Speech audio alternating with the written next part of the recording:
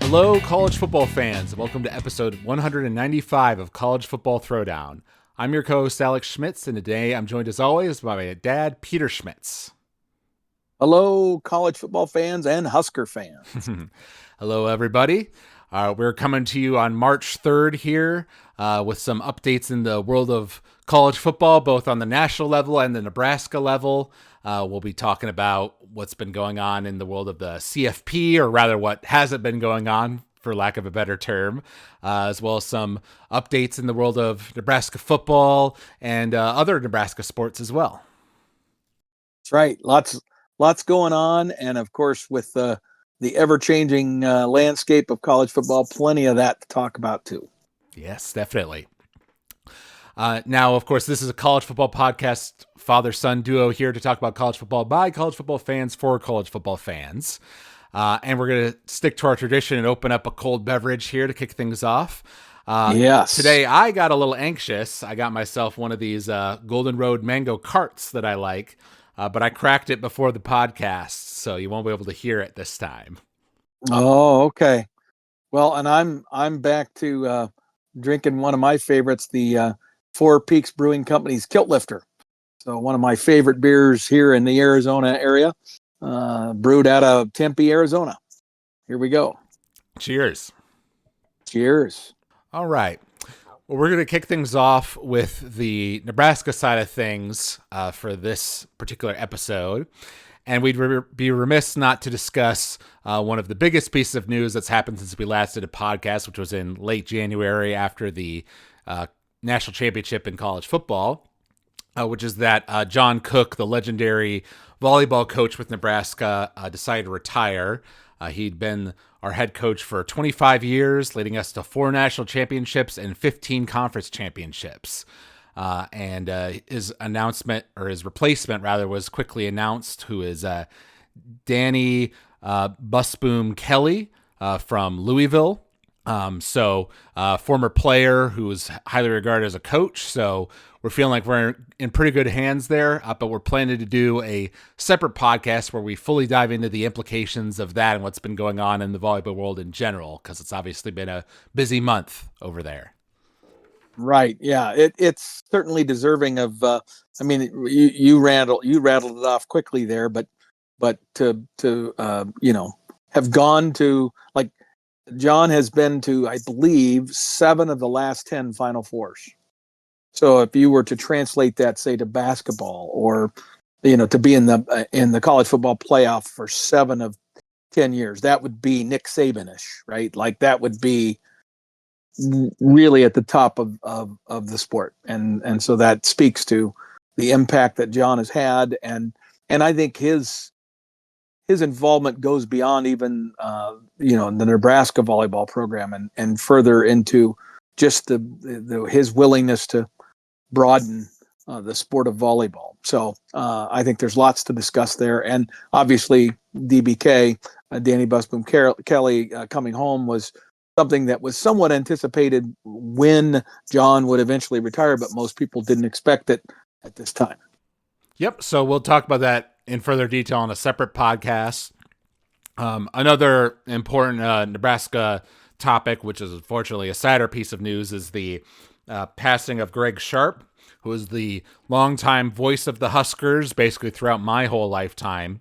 He passed away at the age of 61 from pancreatic cancer, kind of long-term battle he'd been fighting. So saw a lot of people posting, some of his best clips, like the 57-yard Alex Henry field goal, or the, crazy, bobbled touchdown. Hail Mary from back in the day. So some great moments from him for sure. Yep. Well, and the thing is that he was just so genuinely liked, right, by the people around him. Sometimes the broadcasters who are exceptional at what they do can also be like a lot of other media moguls and have a little bit of a diva to them. And I think Greg was the opposite of that. He was such a humble guy and just a genuinely nice man. that he really separated himself, I think, not only with the consistency of his call, but also the fact that he was just genuinely a great guy. And even though I don't think he was born in Nebraska, he certainly embodied a lot of the characteristics that we like to associate with being a good Husker, good Midwesterner. He before he was here at Nebraska, he was the radio voice of Kansas State, which was obviously a rival of ours to some extent in our days in the Big 12 and the Big 8.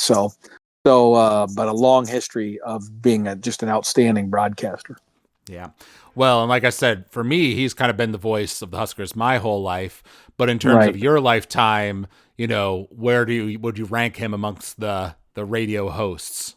Wow. Well, Lyle Brimser is my number one for sure. But he was our radio host or radio voice during the formative years when I was a young guy. So that obviously has an impact for me. Kent Pavelka did it for a number of years, and he was good, but again, he had a little bit more diva in him. And I liked Kent, and I thought he did a really good job on play call, and he still does our basketball. He does our college basketball, Nebraska basketball. And after years of absence, right, there was a gap. Anyway, so I would say that Greg is number two.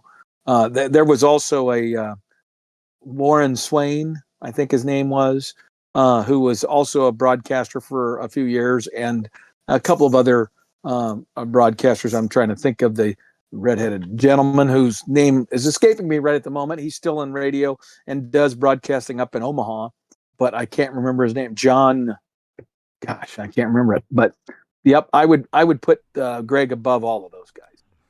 There you go. All righty. And then this is one piece of news that we've been anticipating for quite a while as Nebraska football fans, which is what's going on with our special teams coordinator. Well, we got the answer earlier this month with Mike Eckler coming to join the squad from Tennessee. So he was at Tennessee as a special teams coach and is now moving over to Nebraska. So obviously somebody who's quite well regarded. So seems like a good hire for sure. And I'm hoping that he can work some magic this offseason.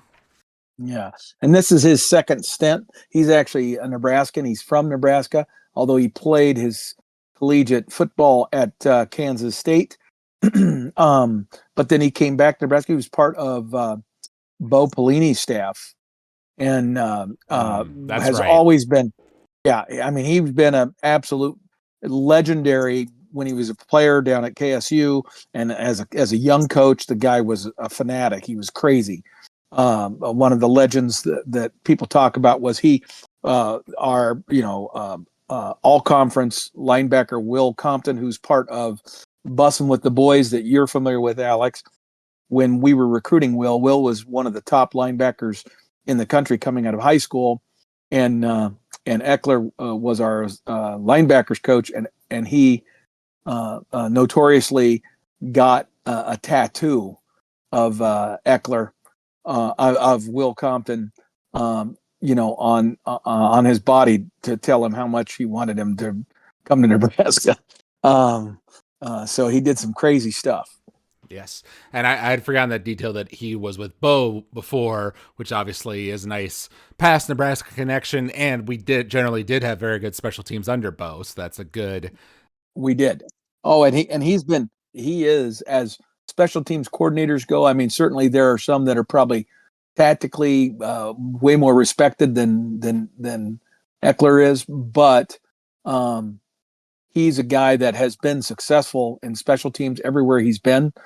The high energy personality that he has, I think, really matches with what is required for special teams.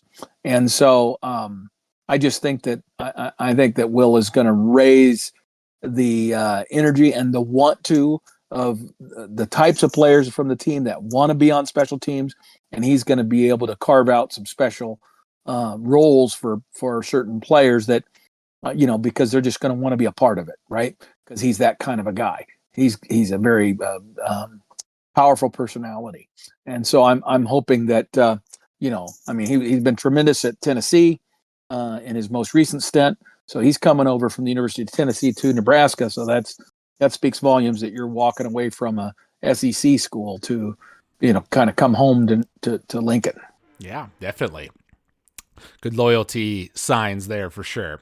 Yeah. And in terms of transfer portal, there's really only one piece of news, which is that we got a inside lineman from Notre Dame named Rocco Spindler.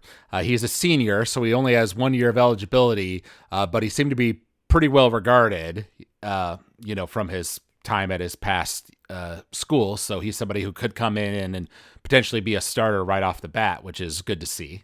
Yes, I mean this is a guy who has a lot of playing time. He's been I would say an off and on starter. He was a starter for quite a while at Notre Dame, and then got injured and lost his starting job. And when he returned, didn't get it back.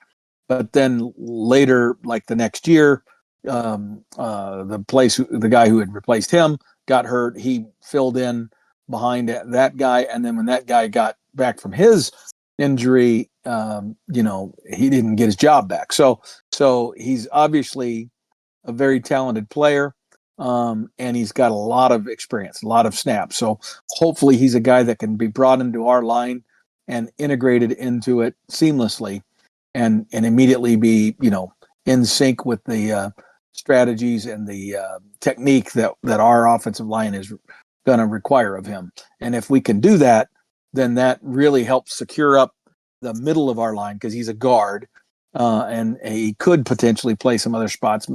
I've heard a little bit of conversation about that, but I suspect he will ultimately end up as an offensive guard, and is going to help our offensive line be solidified, this offseason. Right. Yeah. So that was a piece of good news coming out of February. One kind of sad piece of news for a lot of Nebraska fans is that Matt Rhule announced there would be no spring game this year, which is a trend we're starting to see with several major schools, including Ohio State, USC, and Texas as well. And the reasons cited were injuries, because we did have a couple players go down with season-ending injuries in last year's spring game, and I'm sure that wound is still fresh in Matt's mind. And B, he talked about the transfer portal issues and how, you're basically putting up a bunch of your, talent, both young and old, up on the screen for the whole nation to see. And that makes it easy for a school that's looking for a particular skilled position or whatever, see that you've got a guy who's got some real talent there, somebody who shines during the spring game, and they're like, well, hey, come transfer over to my school then. Right. Those were the two reasons Matt outlined. Well, and there's a number of others too, right? Like, but let me go to that second one you just mentioned, which is about the fact that in the given environment, what we have now in college athletics, where there really is no enforcement of tampering, it's extremely easy for any team that wants to target some talent on your team. They can do that, right? They can reach out through various means and get to that person and offer them opportunities, or suggest that opportunities exist for them if they wanted to leave. And so I don't know necessarily that you can say, oh gee, Nebraska's just got so much talent in their top their first and second units that there's all these other teams that are coming after our talent. That's not really the point. It's really more about they're looking at that third and maybe even fourth team guy, right, who's coming in and he's getting 10 or 15 snaps, because especially after we had those injuries in last year's spring game, I think coach went to his bench even quicker than he might have otherwise, because he was worried about more players going down during the game, and so he put in the backups. Well, then those backups got lots of snaps to show off to other teams, and then he had quite a number of those players then coming to his office and saying, "Hey, coach, you've always been open and honest with me. I want you to know, I've been contacted by my high school coach or whatever, telling me that there's some schools out there that wanted me to know that if I came to their school, they have a NIL opportunity for me, right? And so the question becomes not just for Nebraska, but for every college football team: what is the value of televising and showcasing your talent like that when there is this window, this portal window that immediately after spring practice that's available, right?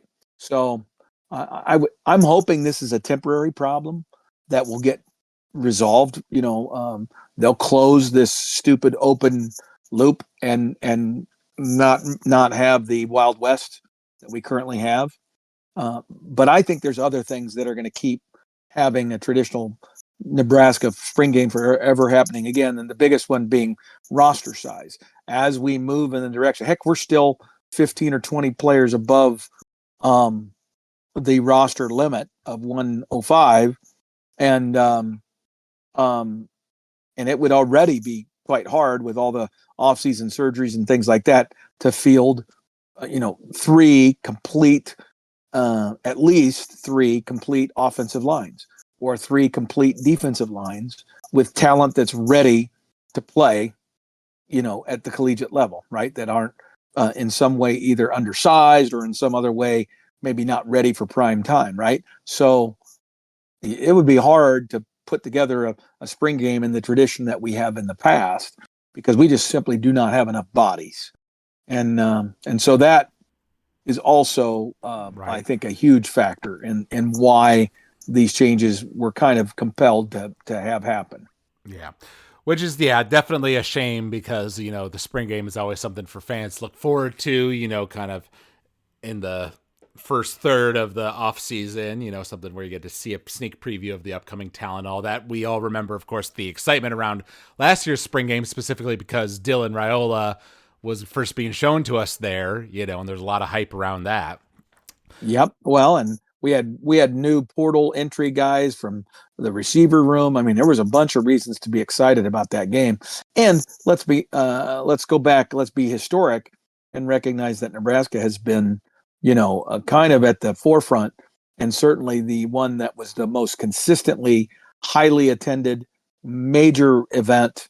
There was always a lot of other things going on. Oftentimes we would have a home baseball series during that same weekend. We might have a home not volleyball, but softball during that time. There was always a lot of other activities to make it into an incredible weekend, and so people would come and tailgate like a regular, fall college football Saturday, right? So it was a big deal, and they didn't make a ton of money on it, but they definitely made money on it. Lots on concessions and things like that, Right. and that's all going to be diminished now quite significantly. Right. Well, I know that Matt talked about like doing something else around that time, Yeah. where there'd be a spring game. I forget if it was player interviews or practice footage or something like that, but not anything on the level of like a proper scrimmage. Correct. Yeah. In fact, and he's starting to detail that as things start coming together. And it sounds like there's probably going to be some baseball. There's going to be maybe some kind of a skills competition similar to what you saw at the Pro Bowl. The Pro Bowl no longer is a football game either, right? The Pro Bowl in the NFL is now more of a showcase of athleticism and doing football like things, right? 7-on-7 drills and things of that nature. Okay, so I think you're going to see some of that. He's working to try to get the volleyball team, now that John is gone, and John was always one that always was adamant that they needed to do one volleyball match to end spring, and it was going to be a red-white scrimmage, or it was going to be a scrimmage against another team within the 400-mile radius, and it was going to be somewhere in outstate Nebraska, so that a lot of people who wouldn't normally be able to get into the Devaney Center could get in and watch a volleyball game. Well, we're still going to do that. I think the target was that was going to happen in Ord, but now he's got a new coach in Danny Busboom Kelly, and maybe she's open to the idea of having a second match against another opponent, which a lot of the major volleyball programs have 5 or 6 volleyball games in the spring, and not just one. So it's not at all unusual for if Nebraska were to have a second match. And so the idea of having that at the Devaney Center would also draw. So I think they're going to try to build a bunch of stuff around it, tours of the facilities, all that kind of stuff. Yes. Well, and I will just say this is a little off topic, but some of the pro sports like the NFL and NBA and things like that have gotten a lot of heat about their like pro exhibition type events and best on best type events after the NHL just did this Four Nations hockey tournament thing, right? Which took up a ton of attention and the players took it really seriously and got into fights and stuff. And it actually created some really great hockey and brought a ton of viewership to the sport. And so now I think all these other leagues are like, hey, how do we get that, Right. That's the thing. I think what they need to do is they really need to figure out a way to make it a revenue generator, right? Because at this point, that's what everything is about now. Because other schools are finding all kinds of new ways to produce revenue so that they can pay their athletes that money, and it's kind of ironic. The whole idea was it's supposed to be revenue sharing, and now everybody's hell-bent on finding ways to basically replace the revenue that they were getting before that was, whatever that was. And now we're going to take this 20 and a half million that was kind of arbitrarily taken as a percentage of the average revenues of the major colleges and say, this is the maximum that you can use for your athletes. And then they're finding a way to replace that 20.5. So they're not really revenue sharing, right? The pie is just being increased in size by 20 or $25 million. Right. Well, because remind me, right, I know what you're talking about is these limits. They're supposed to come down from Congress on like you say, a revenue sharing plan to crack down on the NIL, craziness that's been going on. Well, it's not it has nothing to do with NIL. It has to do with other legal proceedings that basically said college sports, you have to share revenue with your athletes, and the resolution or the agreement that has been reached, it has come down and that 20.5 is some percentage of what they deem the average revenue of a major college sports program, right? Okay. And so it was supposed to be a share in the revenue.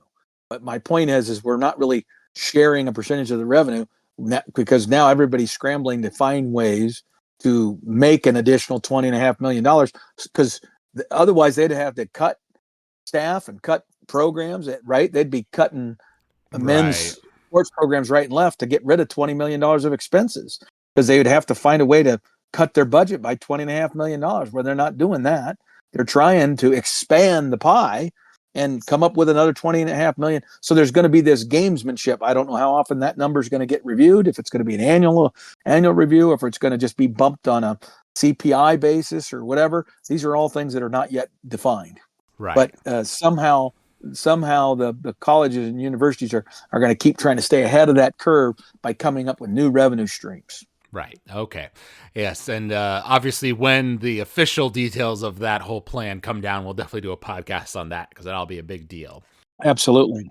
Okay. So in other Nebraska related news, another kind of announcement that's, might be disappointing to some fans, kind of depending on your view, I guess, of Nebraska's competitiveness or whatever, is that we had games planned with Tennessee for 2026 and 2027, a home and home type deal that's actually been in the works for like almost 20 years, apparently. Like it started way back in the mid 2000s.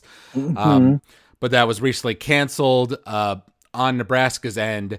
And the reason that was given by our athletic director, Troy Dannon, was basically talking about how we're doing renovations to Memorial Stadium coming up in future years, and the overall attendance or seats available is going to be lower because a section of the stadium is going to be being rebuilt. Right.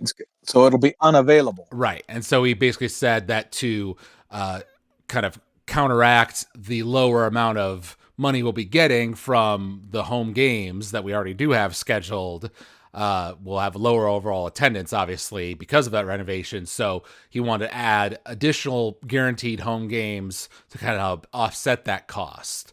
So now that game that was going to be away at Tennessee is now going to be a home game. It's already been announced that we're going to be playing Bowling Green and Miami of Ohio in their stead. Right.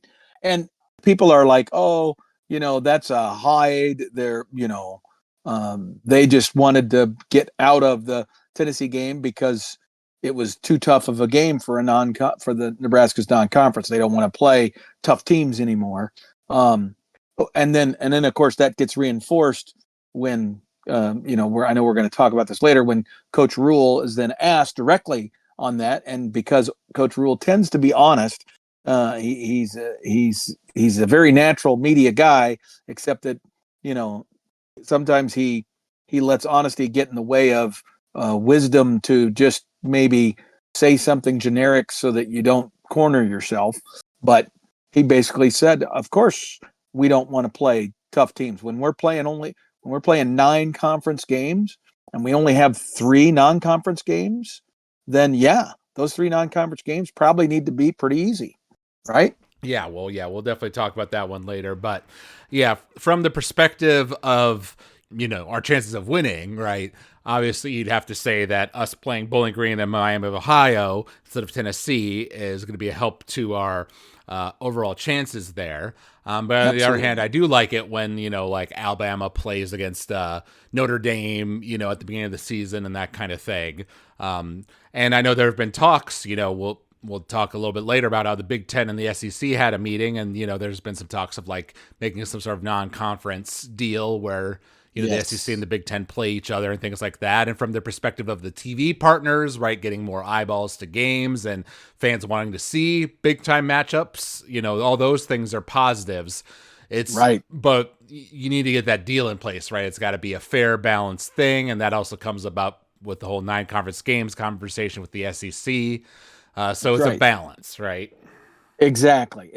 So the thing is that, again, because the committee, both in the 4-team playoff era and the now new 12-team playoff era, the committee has fallen in love with record, right? And they don't always look at the full content of somebody's schedule, and giving proper credence to teams that have, talent and resources and all that. And you can't just, it becomes much more complicated than just looking at someone's win-loss record. And that's an element of this process so far that is unbalanced. And particularly since the SEC chooses to play 8 games when all the other major conferences play 9. And so that's a huge thing that would need to get simplified. And the SEC is basically hiding behind the comment that, well, if we're going to go to 9 conference games and make our schedules tougher on ourselves than they are now, which would absolutely happen if they did go to 9 games, then you need to guarantee me, i.e., guarantee the major conferences, specifically the SEC and the Big Ten, you've got to guarantee me slots in the playoff. Because otherwise, we're going to play the weaker schedule so that we have the better record. So, because we're still going to have plenty of strength of schedule just because of the conference we play in.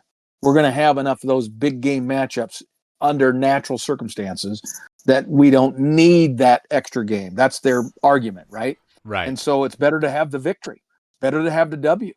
So, but until all that stuff gets more equitable, and you have 9 conference games by both of those super conferences, that's not equitable. But the SEC won't go there unless they're guaranteed that their top 4 teams are getting into that playoff no matter what. Then all of a sudden record means less, right? If I know I'm guaranteed 4 spots, then my record isn't as critical, right? Does that make sense? Right. Well, so this particular interview with Matt Rule was actually on Urban Meyer's podcast, and Yes. he asked him about Ohio State facing Texas and the future of similar high-profile non-conference games. So it wasn't actually a specific question about the Tennessee situation, because Rule is obviously self-aware of, what he was saying. Because here's the exact quote. Mhm.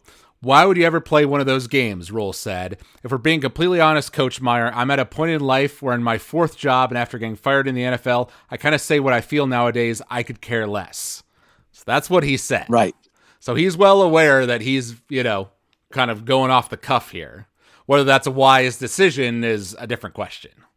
Well, in terms of the abuse that Nebraska has taken in the national media, because he said that, and because it then led or gave credence to the idiots from Tennessee who were saying that we were dumping that game because we were scared to play Tennessee.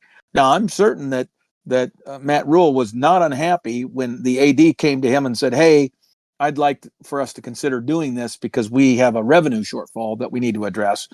Now, everybody's, of course, saying that's not what happened, that in fact, it was Matt Rule saying, "I want that Tennessee game off my schedule." Here's the reality. That game, why it had been on the books for so long, it had been kicked down the road twice. And in both instances prior to this last one, the reasons had more to do with Tennessee than us. We were supposed to play them in the years that we played Oregon, like in 90, it was in 2017. It was before COVID, 2017, 18, something like that. It was when, Scott Frost was our coach, I think, or maybe even Riley before that. But we ended up replacing Tennessee with Oregon. And that was because Tennessee got an opportunity to have a special game at one of the big racetracks, the NASCAR tracks. And so they played a game in a NASCAR facility or something like that. So they're the ones who came to us and asked us to delay the game. Then we went to them and said, "Hey, can we delay it a few more years?" So we were asking for the same thing that we had said yes to them, and then they said no. And somehow it's our fault. So I'm a little pissed at Tennessee's athletic director who took this opportunity to rip Dannon and rip the University of Nebraska and basically put the narrative out there nationally that we were the ones that were running away from the game. When the real facts don't line that up. Now, a lot of people like to say, they just make assumptions. Well, of course they were, because Tennessee would have been the likely, favorite in these games, given where both teams have been over the last 10 years, right? But it's irritating to me that people take this half information BS and then run with it. So there, I've said my piece. All righty. Well, talking a little bit more about that specific interview, because Matt Rule did, of course, a lot of people just saw that headline that I quoted you earlier, but he actually does Yes. explain his reasoning. Yes. And one of the things I thought he brought up that was good was not just about the 9 versus 8 conference games, but about home games. He said, Yes. you look at a lot of teams, and this is not anti-SEC, but there's some SEC teams last year that only played 3 away games in another team's stadium. We're in a league where some years you have 5 Big Ten home games, some years you have 5 road. You have to go on the road 5 times in the Big Ten with no, like, Florida, Georgia in a neutral site. Yep, exactly. It's back to that 9 conference games, right? Because they would be in the same boat. If they were actually playing 9 conference games, okay, then they would have a 4 and 5 split year in and year out, just like we would. But they don't do that. Most of them play 3 home games, or they might play a game, in a neutral site, like the beginning in the Georgia Dome for the first game of the year or whatever. And that's a once every now and then kind of thing. And of course, it's in Georgia. It's in the South. Alabama going to Wisconsin. That was like the first time that Alabama had been out of the Southeast for a non-conference game in God knows how long, right? So there's a long-standing discrepancy between how the SEC has managed their conference and how the Big Ten has managed their conference, and the SEC, or I mean the ACC and the Big 12, who all do 9 games, and that's a big contentious thing for me. Definitely. And one other thing, I'll say one more thing I agree with and one thing I disagree with that Matt said. But separately on the Pat McAfee show, he was talking about, the NIL situation and revenue sharing and all that. And he said, I think this will be the first year where we're on a level playing field as this new settlement, right? We're going to be spending the same amount of money on our roster that everyone else is. Ohio State, Oregon, they made huge investments last year. Good for them. We've been making big investments too, but not at the level they were making at because they were just ahead of us. This new thing, meaning the House settlement, will kind of even things out. Yes. Okay. He did say that. I remember that quote too. What is your thought on that?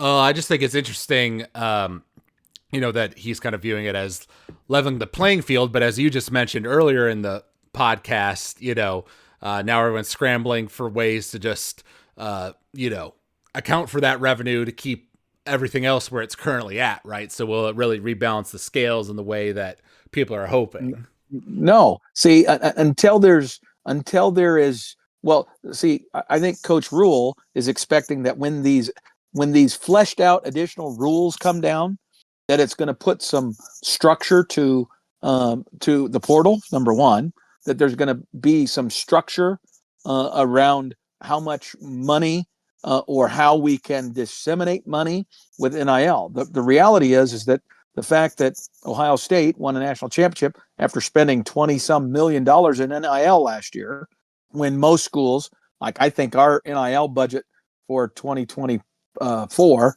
was less than 10. Okay. So there were certain schools, Texas Tech, SMU, that opened the book, man. They opened the wallet and they spent a lot of money on NIL and bought some talent, and it paid off. So that's where people are going to go, right? Now, this House settlement only talks about this revenue sharing, does not limit at all NIL. Okay, so NIL is still going to be this unwieldy, undefined, no limit thing that's going to separate the haves and the have-nots, and it's all going to be about how stupid your alumni are willing to be. Right. If you have enough wealthy alumni that'll throw stupid money, then to buy a $10 million quarterback, like what happened at Michigan, then that stuff's going to keep happening. Yes. Though there was some IRS news on collectives, which we'll talk about in a minute, that might change that a bit. I understand that. But then the other thing Matt said, which I actually don't agree with, and I'd be curious to hear your take, is talking about the college football playoff. Quote, they proved to us this year when they did the seeding and all this stuff that early season wins didn't mean a thing. That really was, at the end of the day, what you looked like in the last month of the season. That's what it all proved to us. Yeah, I didn't understand that at all. Right. Well, because like he mentions later that like on the weekend where we beat Colorado, Notre Dame lost to Northern Illinois, which is fair because obviously that loss for Notre Dame was really ugly. But then Notre Dame went on to beat everyone else in their schedule, right? And then a bunch of other teams in the Big Ten and the SEC lost, right? And obviously we lost a whole bunch of games. If Notre Dame had lost one more game, they definitely wouldn't have been in the playoff, right? So my response to Matt would be to say, they were still looking at the overall performance. Right. And, I think to add to their credence, right, was the fact that they didn't add in Alabama, right? Even though there were people saying, oh, Alabama's, playing good at the end of the year or whatever. Right. And South Carolina and Ole Miss, they were all complaining. Right. So I think where he's correct in that description is that there's no doubt that what have you done for me lately absolutely plays into it, right? Because but Nebraska didn't win. See, the bottom line is you got to win. See, that's the overriding point is you've got to have schedules that allow you to win. And then when you are faced with the selectively difficult opponents on your schedule, you have to rise to the occasion and win some of those games, if not all of them, right? Notre Dame did that. We did not, right? But you could argue that, if Notre Dame had played our schedule, they might have had a couple more losses, especially early in the season when they were still trying to figure themselves out. But because of the schedule that they have and the ability to control their schedule, they're able to gap the anticipated tough opponents. You can gap those and structure those in terms of your home and away arrangements and such to give yourself an easier path. Where when you're in a conference, a super conference like the Big Ten, you don't have the control of your schedule, and that those years when you have to play 5 road games and only 4 home, that's a big deal. That's tough uphill climbing, is what that is, right? Yes. All right. So that kind of wraps up our Nebraska specific discussion for this week, or this particular podcast, I should say. On the national side of things, as we mentioned on a previous podcast, there was this big CFP meeting at the end of February. And just a few days before that, there was a specific meeting between the Big Ten and the SEC commissioners to kind of talk about, what they want to do, because obviously they're the 2 big dogs in the sports world right now, the college sports world. And nothing, of significance came out of either meeting. In terms of the playoff, there were no officially announced changes. It sounds like everything's still on the table in terms of potentially getting rid of the conference champion buys for 2025 or adding more auto bids for, the Big Ten, the SEC. That's all in discussion, but nothing's been agreed upon yet. But one thing I did see from the Big Ten SEC meetings was that it sounded like the 9 conference games things was discussed as a, method of keep getting the SEC to be on an equal footing with the Big Ten. And this article I saw said that there's more momentum on that front amongst coaches and athletic directors in the SEC than there's ever been. Like that, it used to be that Saban was the only one who was in favor of it. And now that there's more, and the SEC commissioner said something to the effect of, we're looking into it. So we'll have to see if something comes of that. Obviously, we've made it very clear across our 10 years of doing this podcast just about that would be very much in favor of that, just to make things a more equal playing field. Right. Exactly. Well, and the huge benefit for the SEC would be that the inventory that they could then offer to a television partner would be so much better than the inventory that they currently offer. Right. And so it just seems really logical that they would want to go in that direction. But the thing that keeps them from doing that, again, is the point that we made earlier in the podcast, Alex, about the perception and the fact that the winning is paramount. And when you can win against Timbuktu U in the 11th week of the season before the Iron Bowl against Auburn, then by golly, that's what Alabama is going to do.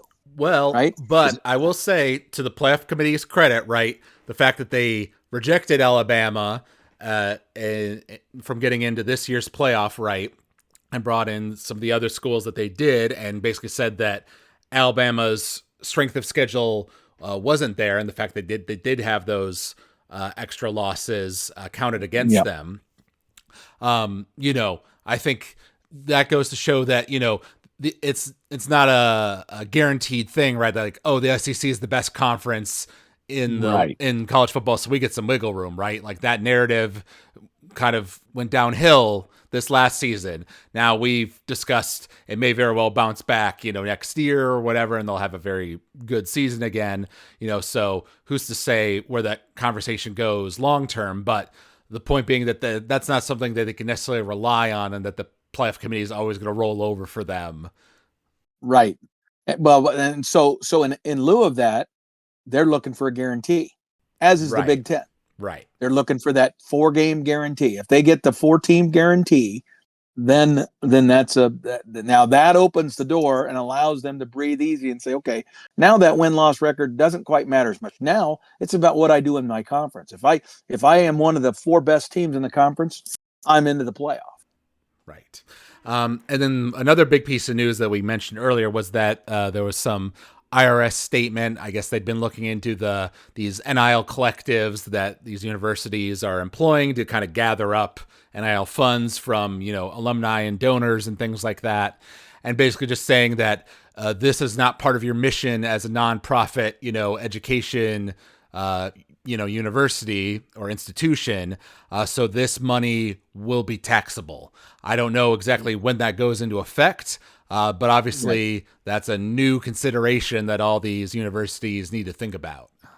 Right. Well, and it may the alternative that path that might occur as a result is if that depending on what that ruling actually says in the fine print is that if that was not a third party, like in our case 1890, if instead of 1890 that was the University of Nebraska Lincoln and it was our collective and it was in house, was part of the athletic department managing the NIL for the student athletes as part of our services to them, just the same as providing them a weight room is, then would that fall under the mission? And if it does, then all NIL collectives will magically become part of the athletic department, and the private third party ones will disappear. Well, they'll be reattached to the universities. You follow me? And that might change the interpretation of the IRS and ultimately the courts, because I have a feeling that even if the IRS says that, someone's going to sue the IRS over that, and then it'll end up being adjudicated. Right. Well, yeah. Though you can always guarantee there'll be a lawsuit, right? Exactly.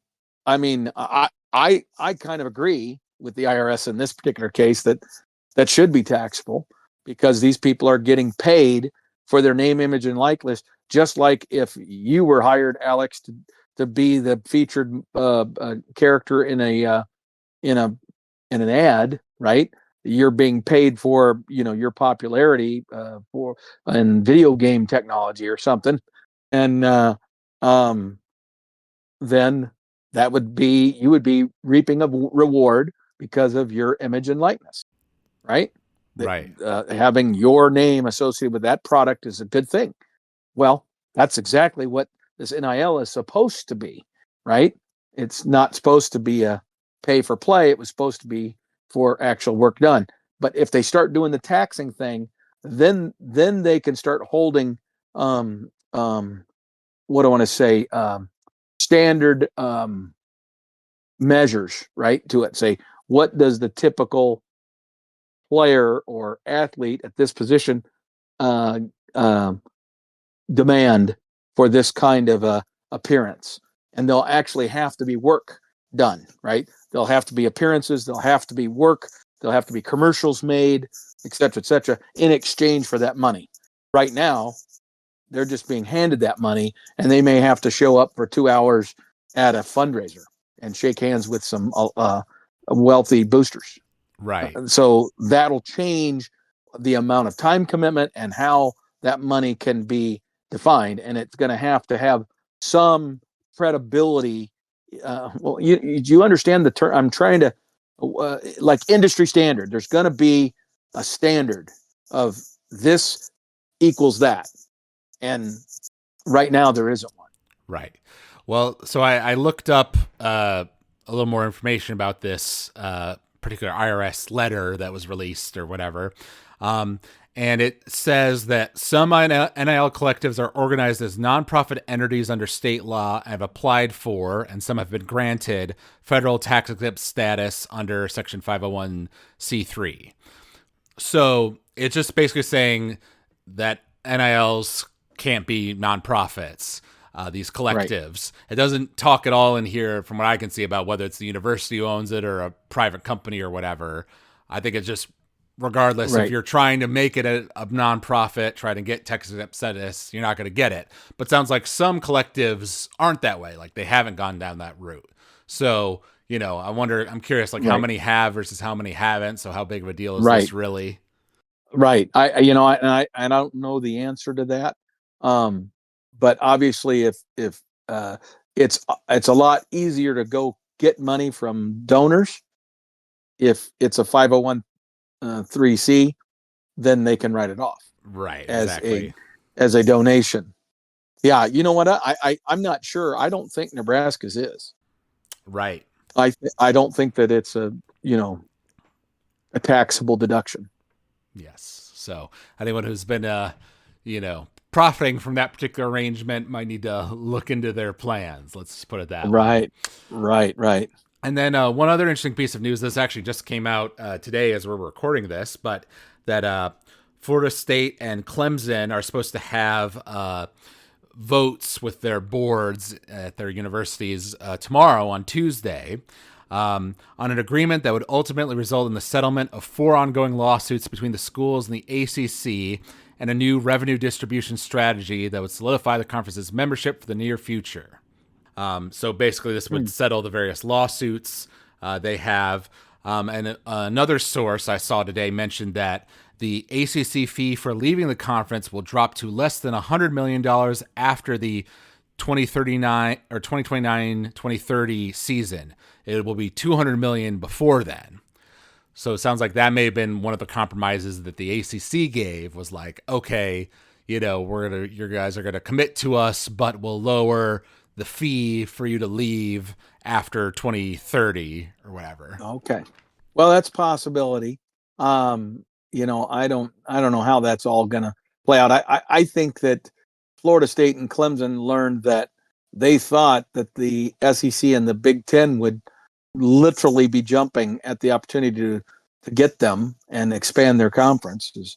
And they misjudged the environment and the room and realized that the conferences aren't as excited to expand as maybe they thought, right? That there wasn't the appetite for expansion that those schools thought there would be based on who they were, right? I think that that's temporary. I think there will be appetite. It just might take a little while. Okay. Well, my read from it was that, we've been kind of in this conference expansion or conference realignment, kind of situation now for the past 5 years, let's say. And the ACC is kind of the other conference that could potentially be cannibalized, right, to make the Big Ten and the SEC even stronger than they currently are. Right. But if this deal goes into place, which it hasn't yet, but the article says it's very much expected that the boards will vote to agree to this settlement, then that kind of puts the teams that were the most eager to get out of the ACC, kind of locks them in for a while. So I think it'll at least lead to kind of a stalemate, like you say, for the next 5 years. Like we'll have this kind of détente, this peace for a while. But right. That could very much, all go to crap, once that other period comes around. I think you're exactly right. I think it will lead to more stability for the sports world. Those guys are going to continue, but they're going to continue with this obvious financial disadvantage over the two mega conferences. Right. Well, and it would suck for the playoff committee to have to reorganize their whole, setup for this 12-team playoff, right? If the ACC all of a sudden vanished and right, then the Big Ten and the SEC and the Big 12 all just got even bigger, right? Now you've got 3 main conferences instead of 4. Like now you got to rework how you're, structuring everything. Right. Exactly. Well, it's going to be interesting to see if that happens. I mean, for 2026, right? Are they? I mean, because there was an awful lot of talk, but then it seems to have quieted down about this whole, 4-team guarantee for the big conferences, and then the 2-team guarantee for the Big 12 and the ACC, and then one spot available for the Group of 5, and one spot available for Notre Dame if they're in the top, 14. Right. Well, here's one tweet I found. It said that the CFP Executive Director Rich Clark said that the idea of more CFP auto bids was broadly discussed, but not formally proposed by the Big Ten and SEC for 2026 and beyond. It was not proposed? It was not formally proposed. But so the idea in general was discussed, but nothing was formally proposed at this latest February meeting. Gotcha. So they're not ready to put a proposal out there. Correct. Interesting. I wonder if maybe their legal teams advised against it and said we need to do some more research on this before we find out if we're walking into a a major lawsuit. Right. Well, and we know that there will be more of these. I guess there's more of these CFP meetings happening throughout the year, kind of regularly. So we'll keep an eye on those, and obviously, if something big comes out of them, we'll come to you guys to podcast about it. Right. Now, one thing I'm realizing we forgot to mention when we were talking about the Nebraska section of things, Alex. So I don't know where you are on your list of national issues, but I realized there was one passing big piece of news that we forgot to discuss. Okay, what's that? So Nebraska was one of the first teams to. A lot of teams have gone to a title of general manager, a person who is responsible for being a general manager, and in the sense closer to the sense of a general manager in an NFL type of structure, right?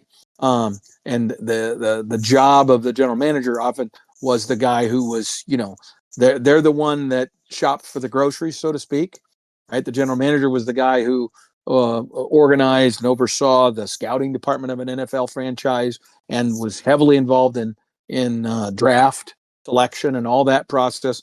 And then of course the coach was the one who had to be the chef that cooked the groceries, right? So that was the concept, and that's still true today for NFL teams. Now, in the collegiate environment, with all of the complexities of working with these external organizations, these NIL groups and all that other stuff. Like we had a general manager at Nebraska, or a guy that had that title, but he didn't do quite the same things as an NFL general manager would, right? And he worked basically for the head coach, as opposed to a lot of times it's the reverse in the NFL. Well, now all of a sudden, a bunch of the major schools started going after NFL general managers or former NFL general managers. And Oklahoma did it.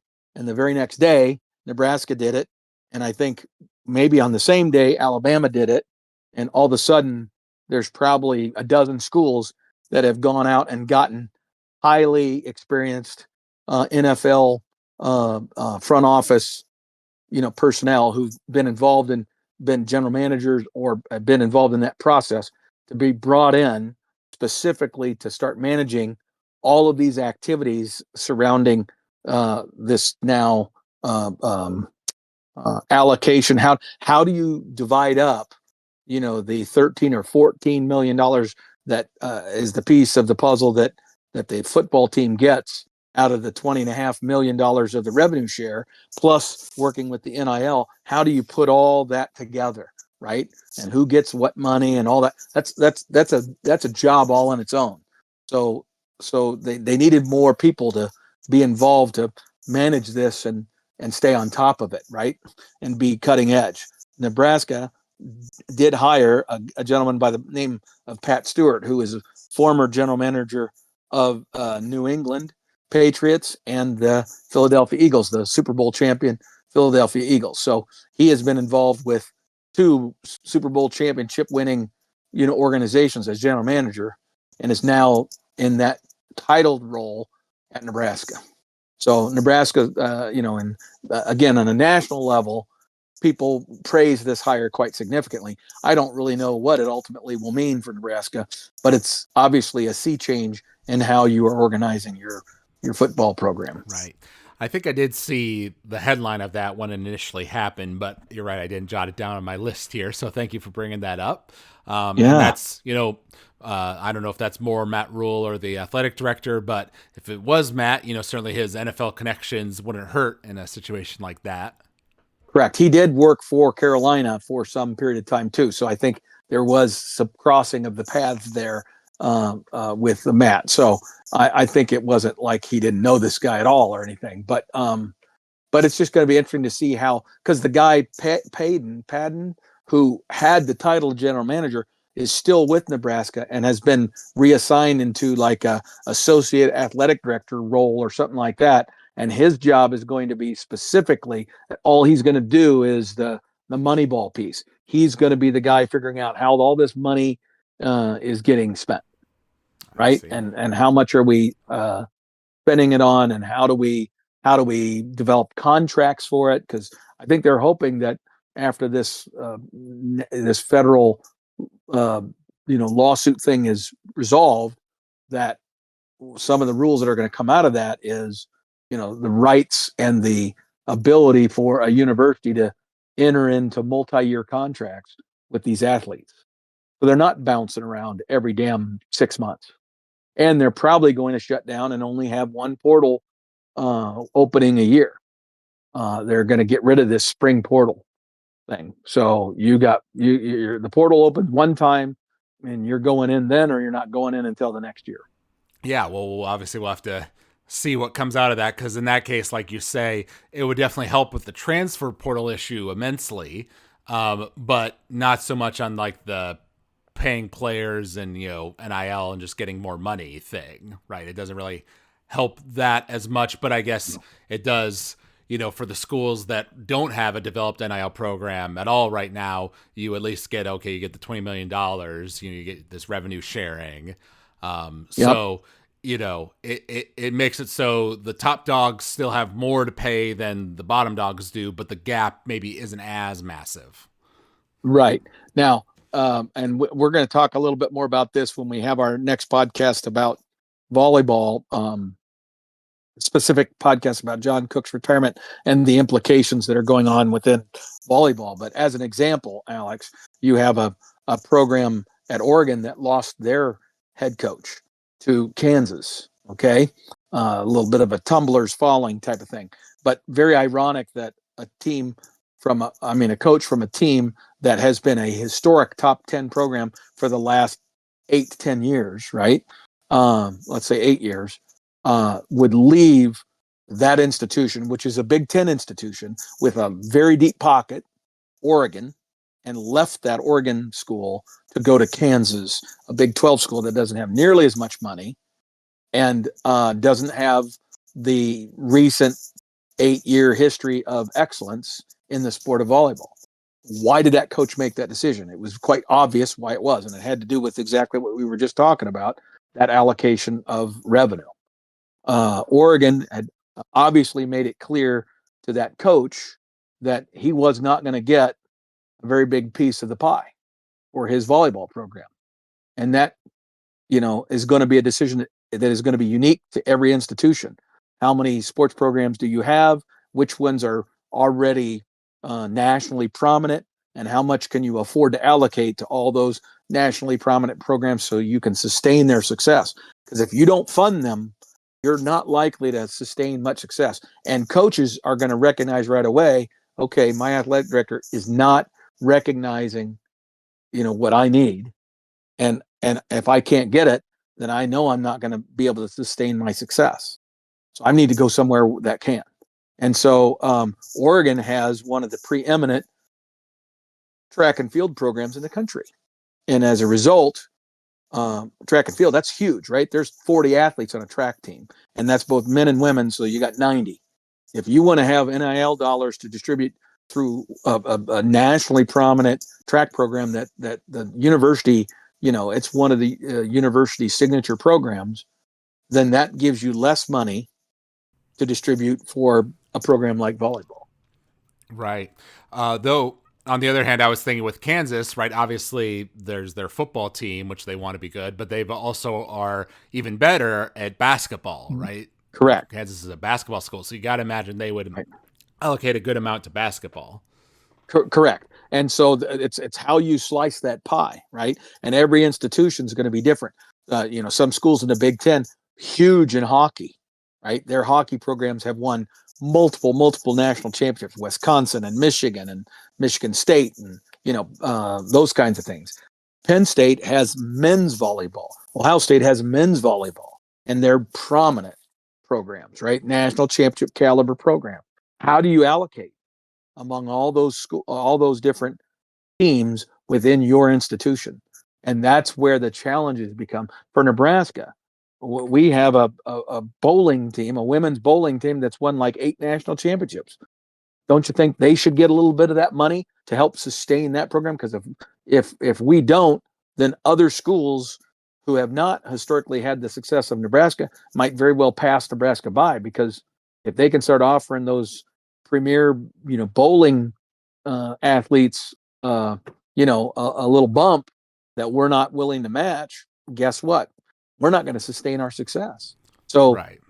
an athletic department has to make all of those decisions. Right. But on the other hand, every other university has to do the same type of balancing, Sure. right? And Yeah. there's probably very few universities that are going to be like, oh, we're going to give the extra bump to bowling out of all, out of all the sports, right? I know, but that's my point is you have all these, everybody's going to give as much as they think they can reasonably give to football. Then basketball. And then men's basketball, and then women's basketball, and then in some of the Big Ten schools, it's going to be women's volleyball. But then you've also got women's softball, and you've got men's baseball, and then you've got all these other track and field and gymnastics and wrestling. I mean, wrestling is huge in the Big Ten. Right. So wrestling's on. I mean, so there is all of these things, and then track and field. So I mean, there's a ton. There'll be variations on how that all gets allocated and distributed is going to dictate long-term success for those individual programs within those individual institutions. Because I guarantee you the athletes will likely follow the money. That's already been demonstrated. Right. Maybe it's a situation where through the revenue sharing, since that's more official and that's through the university itself, they'll be, they'll still like favor the football team and stuff, but it'll be more evenly distributed so that those minor sports like track and field and bowling and things like that and wrestling will get, their chunk of change. And the university will rely on the collective to kind of give the bigger bump to the bigger sports like football and basketball to kind of make up the difference. Right. So the differentiator will be the fan-driven NIL dollar rather than the financial dollar. But you know what? Then you need to market that way, right? You need to help both doing internal and external promotion that conveys that and that successfully does that, because you're right. Like at Nebraska, I mean, I guarantee you there'll be plenty of Nebraska fans and even the athletic department that are going to value volleyball, women's volleyball, but how much can we save if we can get our rabid fan base to throw a bunch of NIL money at the volleyball team so we don't have to give it a revenue share or a very big one, and then we can use that revenue share for the wrestling team. Right. I mean, it's going to be constantly dynamic and changing. And that gets back to my point about the general manager. I mean, there's some people within the athletic department that are going to have to spend all their time figuring this shit out. Right. I think we just kind of illustrated why that job exists now. Exactly. By talking about it. All exactly. Right. Cool. Well, this was a fun podcast. We covered quite a bit, I think, on both the national and the Nebraska specific fronts. And we'll be continuing to do these kind of off-season podcasts as they come along. As we mentioned, we'll be doing one about John Cook and the volleyball team for sure, covering the details there. And whatever ends up happening around springtime, of course, we know it won't be a full game, but we should be doing a podcast around then to talk about what's going on with the team, what happens with the spring transfer portal and all that good stuff. So there's more to look forward to. Absolutely. All right. Well, if you all out there enjoyed listening to this podcast, you can email us at huskerpete13@gmail.com. You can also find us on social media. If you search for us on Apple Podcasts or Spotify, you can leave us a rating or review there. We always love hearing feedback from the fans. So thank you out there for listening, and thank you, Jad, for joining me for this episode. And until next time, go Big Red. Go Big Red.